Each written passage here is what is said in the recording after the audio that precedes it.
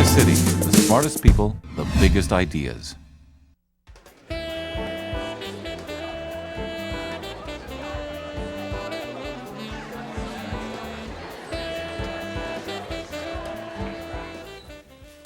It seemed to me when we were planning the conference that it would be very appropriate to follow Bobby's clarion call in defense of nature and the environment by inviting Robert Bateman, perhaps the world's greatest nature artist, to calm our righteous anger and elevate our spirits by showing us work featuring nature in its natural habitat.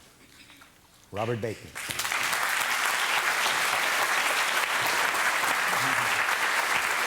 A long time getting That's right. Thank you. Am I on? You're on. I'm live. Great. Thank you, Moses, and thank you all for coming back after lunch. People sometimes ask, how long have you been an artist and how long have you been a naturalist? And I've been an artist and a naturalist since I was a toddler. But there's nothing special about that because all toddlers are artists and naturalists, naturally. But most normal human beings grow up around the age of 12 or 13 and go on to more mature things, and I just have not yet reached that stage. And I can't believe I'm still getting away with this kid stuff. In fact, that's when I got serious. I had my, I get where I can see the screen, and I did this painting, which is, was for my first show for sale in 1967. It was centennial year, and as some of you, I guess, would know, all over Canada, we were doing centennial projects. Mine was to paint Halton County, where I was teaching. I taught high school for 20 years, finally quit when I was 46. And I wanted you to know that this is bugloss, and this is goldenrod, and that is Queen Anne's lace, etc. And what I was trying to show in Halton County was what was there in 1867 and was still there 100 years later in 1967. In other words, our natural heritage and our human heritage. And what was happening to that part of the world, and in fact every part of the world, was things were disappearing. I started formulating a thought in my mind and going around and giving speeches in the early 60s. By the way, this is a bit of the human heritage in Halton County, which is now a parking lot. It seemed if I painted it, it was a kiss of death. And I was developing this thesis that we're living in a disappearing world, and what we're wiping out is our natural heritage and our human heritage, and we're replacing it with a kind of an instant pudding, which I'll describe instant pudding to you. Slick, smooth, sweet, very, very convenient, and very, very quick. And Joe Blow Associates puts it together, and you just put down your credit card and buy the package, and that is your life. We become consumers of our life that someone else has packaged.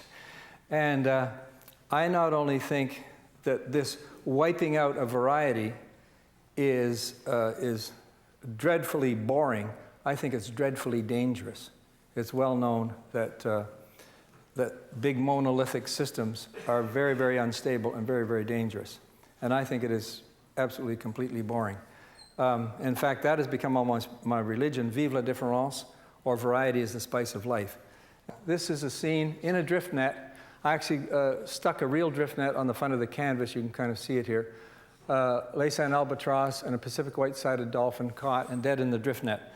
They are known euphemistically in the industry as bycatch. Bycatch really means wildlife that's been murdered and dumped overboard as garbage because it's of no commercial interest. 1 million birds die this way every year, and 1 million mammals as well as sea turtles, and countless millions of fish are just turned into garbage. Do you know what the bycatch ratio for commercial shrimp is? It's between 1 in 9 and 1 in 14. 1 kilo of shrimp, 9 to 14 kilos of garbage dumped overboard. So if you like to eat commercial shrimp, or almost anything caught from the sea, you and I, we are responsible for the situation. Is this necessary? No, it is not necessary. I talked to a shrimp fisherman from Nova Scotia. I said, what is your bycatch ratio? He said, 0. I said, how could that be? He said, I've got these stainless steel meshes that steer away the fish and the undersized shrimp. So I have no bycatch at all. However, it costs $5,000 a month to refurbish the stainless steel. Well, I have two questions, the second of which I humbleness, think is the most important question. We've been having many most important questions facing the planet. This is my version. The first question is, if every fisherman did this, if we had a level playing field, would that raise the price of shrimp? Well, of course it would. The second question is it worth it? Is it worth it to pay a few more pennies so that we wouldn't have all this bycatch? And would it be worth it to pay a bit more for our forest products, a bit more for our agricultural products, a bit more for our energy, a bit more in our taxes to have the world a better place for our grandchildren?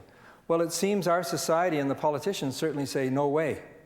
They say, vote for me, I'll cut your taxes, I can put more money in your pocket, and you go in the mall and buy more stuff. It seems that they are preaching salvation through shopping or salvation through selfishness. You never hear mentioned, don't ask what your country can do for you, ask what you can do for your country. Don't hear that from politicians anymore. Woody Allen was asked to define nature. He said nature is basically one big restaurant, which of course it is, but he did not say nature is a free lunch. There is no free lunch. There is no free lunch. And you can pay now or you can pay later, but if you pay later, it's going to cost a lot more, just like buying a car. We can clean up now or we can clean up later. It's cheaper to do it now. Let's do it as soon as possible. It's good for the economy, as we've already heard this morning, and it'll be certainly good for the future. And that, I think, is the single most important issue. Is it really worth it? I'm all in favor of loggers and logging communities, not just for now, but on into the future, century after century.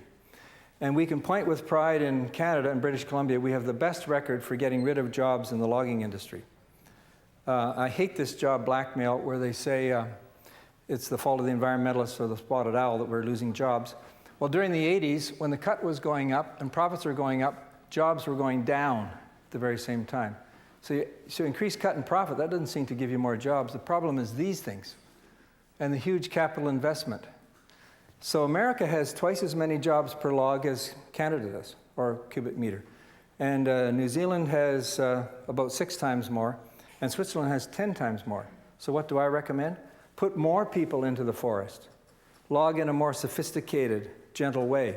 Would that add to the price of timber? Of course. Would it be worth it? Well, I'm not listening to you, but I'm listening out there to the leadership and to the people of the world. It would be worth it. So I think we should be headed for small industries, small farming, small everything. Small is beautiful. This is the E.F. Schumacher book that makes great sense, the British economist. Economics as if people mattered. Schumacher said that the real problems facing the planet are not economic and they're not technical. They're philosophical. Not economic, they're philosophical. And we heard a lot of technical things this morning, which is an interesting debate. Are they going to make things better? And they'll probably make things better for those of us who are affluent. And they may make things better for the whole world. But the problems are still philosophical. The philosophy of unbridled materialism, he said, is now being challenged by events. Is that a fair description of our philosophy in the Western world, unbridled materialism?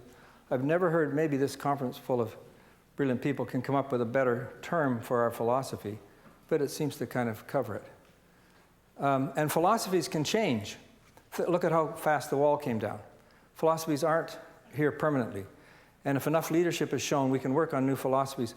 I just want to close by giving you a quote from Chief Seattle while you're looking at this little shamrock spider in a spider web.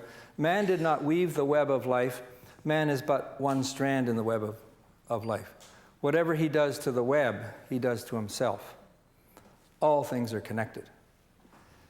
And deja vu all over again. This guy, we've really had a wonderful time with him today. The problems of today cannot be solved by the same thinking that gave us those problems in the first place.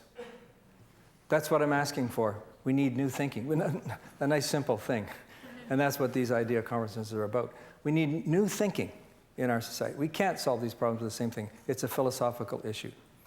Well, we can have a fantastic future for the planet Earth. We only have to do 2 things. We have to pay attention, and we have to pay for it.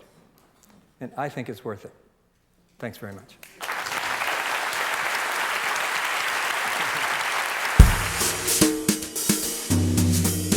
Get the latest Idealist news, presenter information, and watch streaming video at www.ideacityonline.com.